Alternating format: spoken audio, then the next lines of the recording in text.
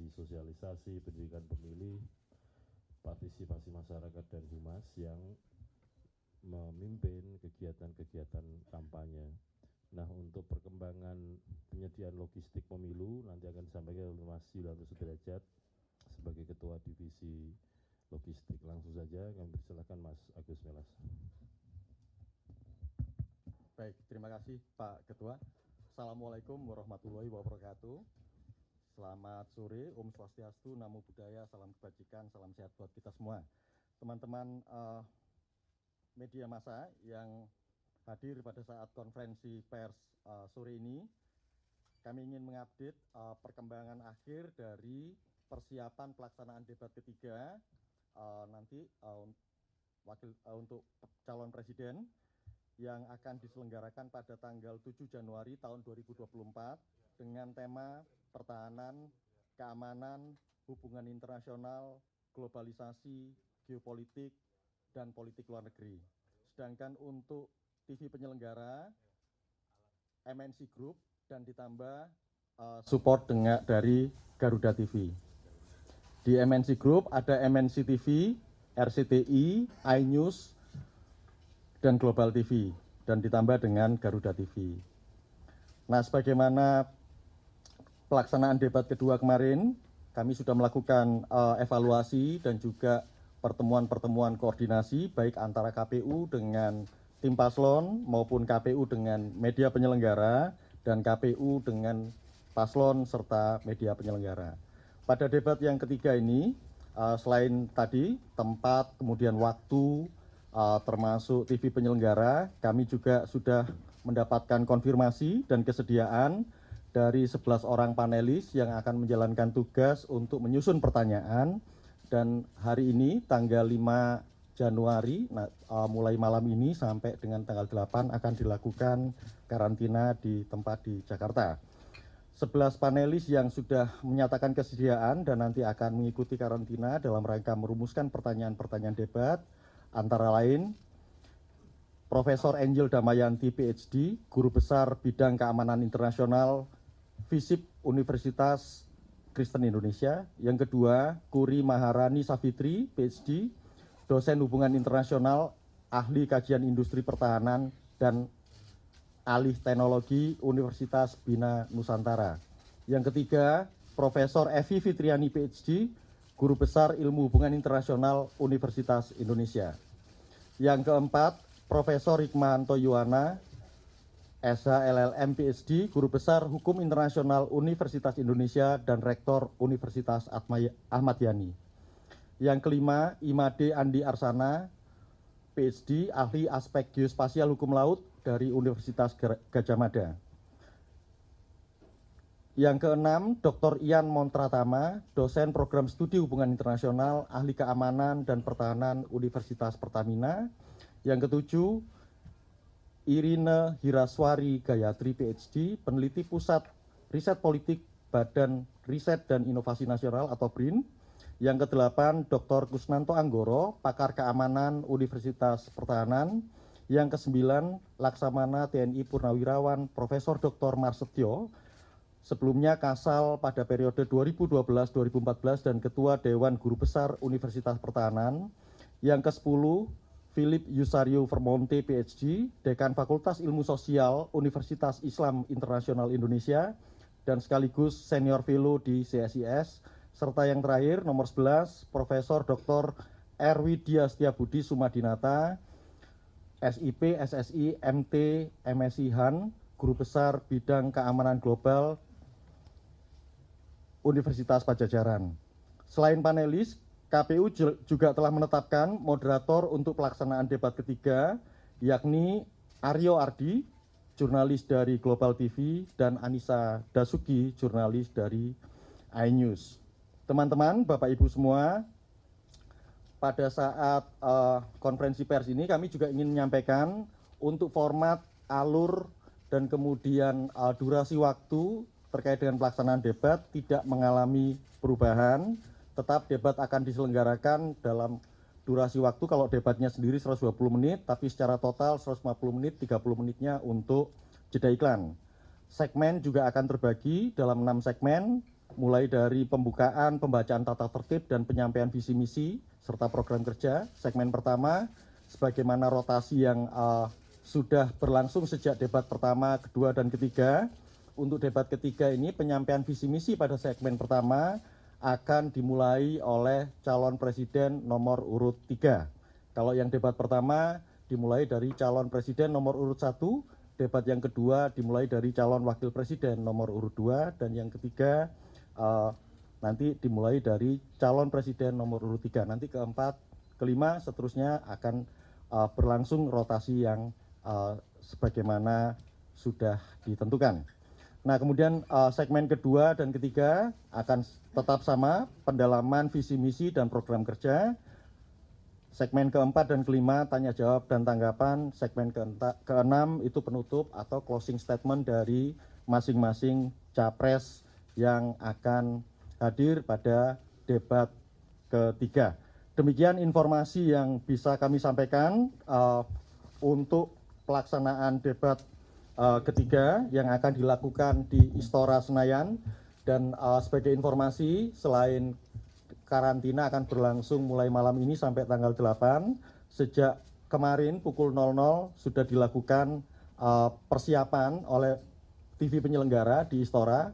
Jadi teman-teman juga bisa melihat nanti bagaimana kesiapan dari pelaksanaan debat itu langsung pada posisi on the spot. Saya kira itu yang bisa kami sampaikan. Terima kasih. Wassalamualaikum warahmatullahi wabarakatuh. Terima kasih Mas Agus Melas. Tersebut tadi yang disampaikan adalah perkembangan untuk penyelenggaraan debat ketiga calon presiden yang akan diselenggarakan besok hari Ahad tanggal 7 Januari 2024 jam 19 waktu Indonesia Barat. Selanjutnya Mas Derajat akan menyampaikan perkembangan penyediaan logistik pemilu. Silakan Mas. Cek. Terima kasih Pak Ketua. Bismillahirrahmanirrahim. Assalamualaikum warahmatullahi wabarakatuh. Selamat sore, salam sejahtera untuk kita semua. Kawan-kawan media yang saya hormati, berikut akan kami sampaikan terkait dengan progress report pemenuhan logistik untuk pemilu 2024, 39 hari menjelang hari H pemungutan dan penghitungan suara. Kawan-kawan semua yang saya hormati, kami sampaikan secara umum terkait dengan perkembangan pemenuhan logistik, terkait dengan prosentase pemenuhan logistik untuk pemilu di dalam negeri. Untuk tahap 1 itu adalah pemenuhan logistik pemilu yang berdasarkan jumlah daftar pemilih tetap dan tempat pemungutan suara, jadi berdasarkan DPT dan berdasarkan jumlah TPS yang telah ditetapkan dengan keputusan KPU nomor 857 tahun 2023 tentang penetapan DPT tingkat nasional dan TPS, jumlah TPS per tanggal 2 Juli 2023. Seperti diketahui bersama, untuk logistik tahap 1 terdiri dari 1 kotak suara, tinta, kemudian bilik, segel, dan segel KPPS.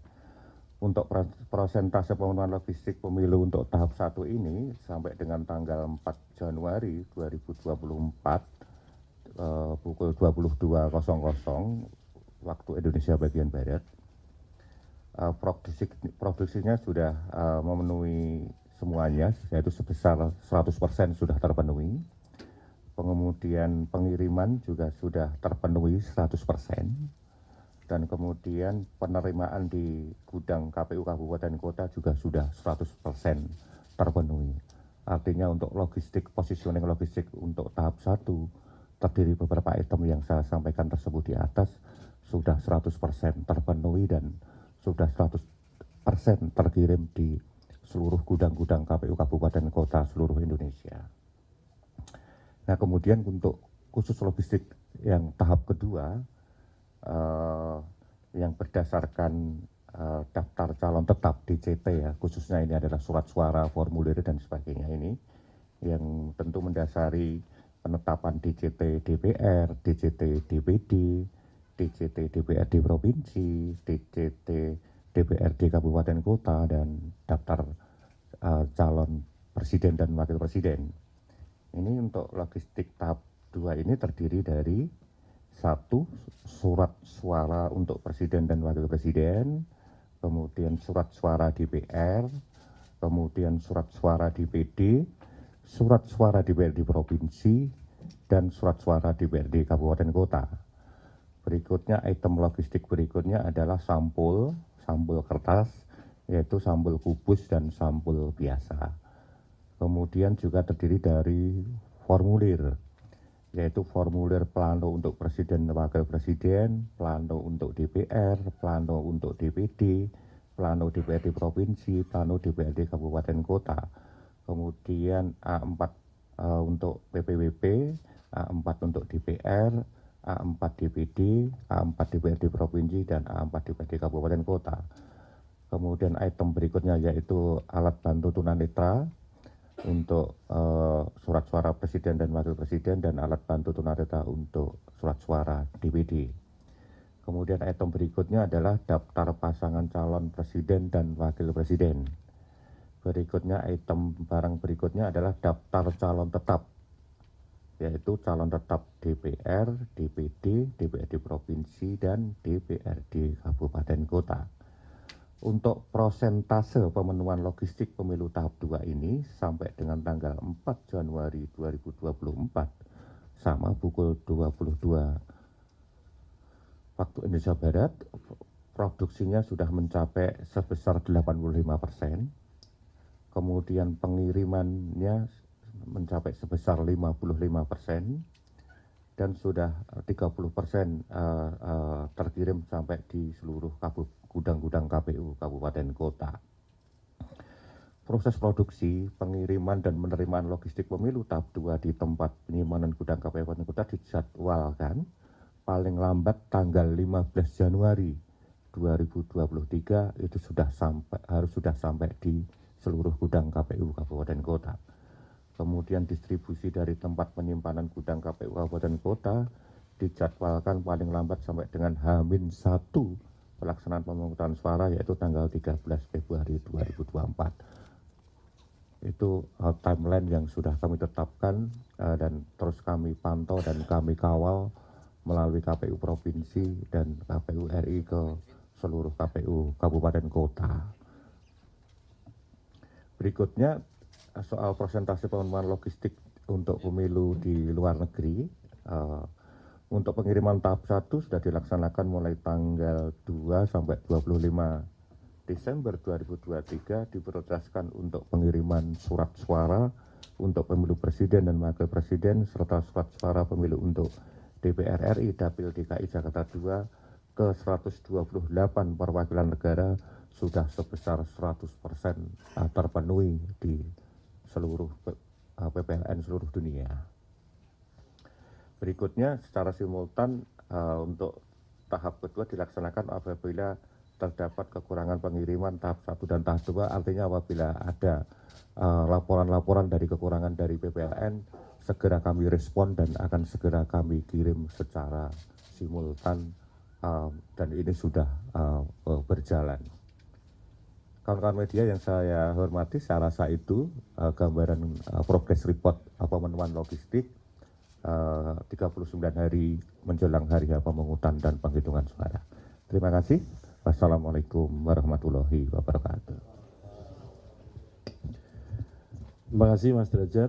Demikian teman-teman jurnalis, hal-hal yang dapat kami sampaikan sehubungan dengan perkembangan penyelenggaraan debat ketiga calon presiden yang nanti akan diselenggarakan pada hari Ahad tanggal 7 Januari 2024 jam 19 waktu Indonesia Barat di Istora Senayan. Demikian juga yang disampaikan tadi Mas Derajat tentang perkembangan produksi, distribusi, logistik, baik tahap pertama maupun tahap kedua yang meliputi distribusi di dalam negeri maupun luar negeri. Sekiranya ada beberapa hal yang ingin disampaikan, dipersilahkan teman-teman. 1, 2, cukup 2 ya.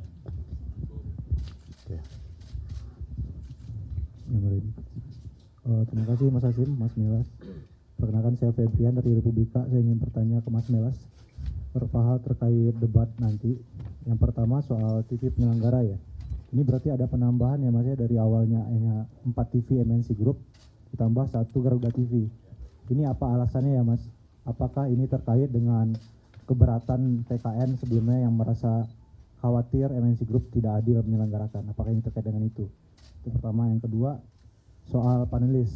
Cawapres nomor urut 1 yaitu Muhaimin Iskandar merasa keberatan dengan adanya 2 panelis dari Universitas Pertahanan karena berada di bawah naungan Kemenhan begitu. Nah, dia berharap KPU untuk kalau bisa mengganti. Tapi kita tahu ini proses sudah berjalan. Nah, bagaimana KPU merespon keberatan ini? Lalu terakhir soal sesi tanya jawab debat nanti, itu bagaimana mengatasi, berkaca dari debat sebelumnya ya, ada penggunaan singkatan SGIE dan segala macam, itu mengatasinya bagaimana dari KPU kepada penyelenggara atau kepada moderator nanti? Atau melarang sama sekali para capres menggunakan singkatan dalam debat? Sekian, terima kasih. Ada? Ya, Mas. Ya. Saya Ade dari Tempo. Pertanyaan hampir sama tadi soal panelis, yaitu cawapres nomor urut 1 mempertanyakan bagaimana KPU menjamin agar para panelis ini bisa independen gitu. Nah, itu kemudian yang kedua, beberapa kali kan KPU juga mengingatkan cawapres nomor urut 2 ya, Gibran, untuk tidak menyemangati pendukungnya. Nah, untuk debat kali ini apa yang dilakukan KPU dan apa diingatkan lagi atau bagaimana gitu. Terus soal dana kampanye juga Pak, itu kan terakhir tanggal 7 ya, laporan dana kampanye sejauh ini sudah berapa parpol yang sudah melaporkan gitu terkait dana kampanye. Terima kasih. Terima kasih. Terima kasih teman-teman sekalian. Yang pertama soal panelis ya, bahwa panelis ini bisa berasal dari berbagai macam sumber atau kelembagaan. Tetapi kami meyakini bahwa beliau-beliau ini kan punya kapasitas, punya integritas akademik yang dapat dijaga atau dapat dipertahankan. Sehingga hal-hal yang berkaitan dengan panelis, baik berkaitan dengan bidang keahlian maupun berkaitan dengan dari institusi mana atau lembaga mana, itu sudah disampaikan dan dibicarakan terakhir dalam rapat antara KPU dengan tim pasangan calon dan televisi hari apa Mas kemarin itu? Ini hari Jumat. Tanggal 4 ya, berarti hari Kamis kemarin. Jadi kita meyakini semuanya punya integritas lah para panelis itu. Toh nanti apapun yang ditulis oleh panelis pertanyaan itu ada 18 pertanyaan, dan sebagaimana yang sudah di debat pertama maupun debat kedua itu mekanisme pengambilannya juga mekanisme undi secara bertingkat. Jadi begitu diambil tema apa kemudian dapat pertanyaan nomor berapa. Jadi kalau ada 18 pertanyaan dan kesempatan untuk seperti itu, sudah pasti tidak semua pertanyaan juga akan diperoleh, dan sekali lagi untuk memperoleh juga menggunakan mekanisme undi yang saya kira kita sama-sama mengetahui dilakukan secara transparan ya. Kemudian yang kedua, tentang media televisi, KPU ini kan sebagai penyelenggara pemilu merespon atau mempertimbangkan berbagai masukan dari berbagai pihak, terutama tim pasangan calon yang akan memfasilitasi masing-masing calonnya untuk debat, sehingga dengan demikian termasuk perubahan komposisi televisi penyelenggara dengan adanya penambahan 1 televisi di dalam grup yang akan atau dalam tim televisi yang akan menyelenggarakan siaran debat tersebut tentu sudah dengan berbagai macam pertimbangan dan berbagai pembicaraan dengan para pihak yang terlibat di dalam debat capres nanti atau debat yang ketiga, baik itu dengan tim calon maupun dengan pihak media atau televisi yang akan menyelenggarakan. Kemudian yang ketiga, teman-teman di sini kan kebanyakan nama televisi juga pakai singkatan toh, bener gak? Jadi ya biasa-biasa sajalah pakai singkatan. Tetapi supaya kemudian tidak menimbulkan problematik karena ada singkatan yang mungkin orang tidak familiar dengan singkatan itu, tentu kami menyampaikan kepada masing-masing tim pasangan calon supaya calon yang akan berdebat, apakah calon presiden, apakah calon wakil presiden, itu menyampaikan kepanjangan kalau ada singkatan ya, dan kemudian kalau ada istilah yang itu secara awam atau secara umum belum populer atau tidak terlalu familiar digunakan, supaya dibaca efektif, langsung to the point tentang topik atau substansi yang dipertanyakan. Jadi tidak lagi katakanlah menambah pertanyaan tentang itu singkatan dari apa atau apa itu maksudnya, sehingga mengajukan pertanyaan diharapkan secara clear, jelas, mudah dipahami oleh mitra debatnya tadi yang ditanya. Saya kira itu, dan itu semua sudah dijadikan evaluasi, sudah disampaikan kepada semua tim pasangan calon, termasuk tadi yang ditanyakan teman Tempo soal pasangan calon soal calon wakil presiden nomor 2 yang dikhawatirkan nanti menyemangati pendukung dan segala macam, sudah juga kita sampaikan, kita lakukan evaluasi supaya hal-hal yang menimbulkan sesuatu yang dianggap tidak tertib atau tidak sesuai dengan kesepakatan dengan para pihak supaya tidak dilakukan lagi. Saya kira demikian ya teman-teman. Oh, soal dana kampanye. Soal dana kampanye batasnya adalah sampai tanggal 7 Januari. Menurut laporan yang masuk kepada kami, baik itu di KPU Pusat, kan entitasnya beda-beda nih. Peserta pemilu yang ditangani pusat melapornya ke KPU Pusat, peserta pemilu yang di provinsi lapornya ke KPU Provinsi, demikian juga di kabupaten kota. Peserta pemilu untuk pemilu presiden adalah pasangan calon presiden wakil presiden, itu juga sudah menyampaikan perkembangan laporan kampanye. Pada dasarnya nanti kan perkembangannya tetap dilaporkan ya, kan ini laporan awal. Dan kemudian untuk partai politik itu betul yang melapor adalah partai politik, tetapi calon-calon juga melaporkan, sehingga partai politik juga bertugas mengkoordinasikan isian atau laporan dana kampanye dari masing-masing calon, yang kemudian nanti kalau dikompilasi atau direkapitulasi itu menjadi laporan dana kampanyenya partai politik. Jadi komponennya ada yang betul-betul itu katakanlah penerimaan atau pengeluaran dari partai politik, ada yang memang itu masing-masing calon, semuanya dilaporkan kepada partai politik, kepada KPU melalui partai politik. Nanti kalau sudah selesai batas waktunya dan sudah saatnya dibuka kepada publik untuk bisa diakses informasi perkembangan laporan dana kampanye, tentu akan kami sampaikan kepada publik. Saya kira demikian yang dapat kami sampaikan. Terima kasih.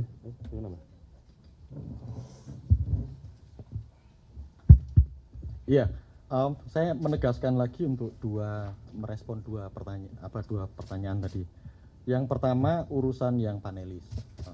Panelis debat ketiga ini, yang jelas mereka memang kita cari, kemudian kita konfirmasi berdasarkan kualifikasi, kompetensi, dan latar belakang yang memang sesuai dengan tema yang kita tetapkan untuk debat ketiga.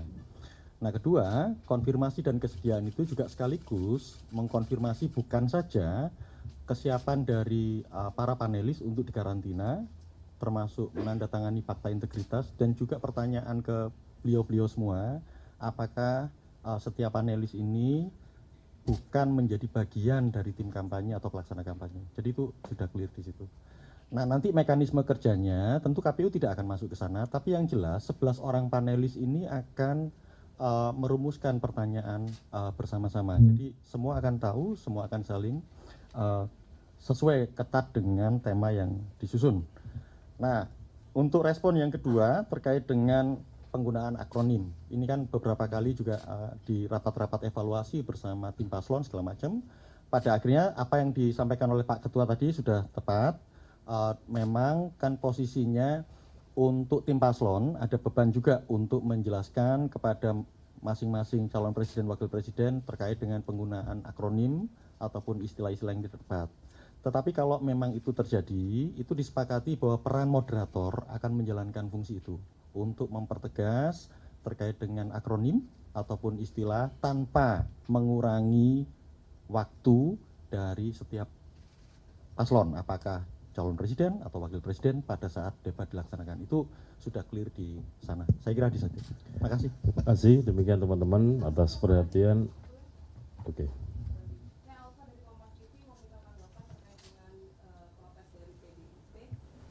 simulasi surat suara yang katanya cuma 2 kolom di Solo dan Serang. Ya, topik kali ini 2 topik itu ya, debat dan logistik. Makasih. Nanti materi secara tertulis akan disampaikan dari Humas KPU. Makasih. Nanti lain kesempatan, Pak. Assalamualaikum warahmatullahi wabarakatuh.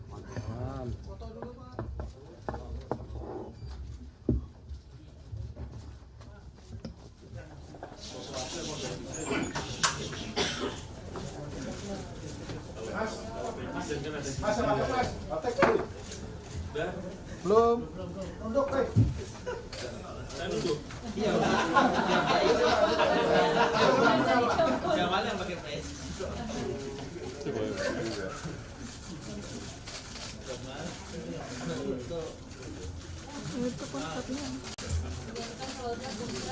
Awas seri-seri. Oke, Pak. Cukup ya. Apa? Antara masih suruh duduk, Pak.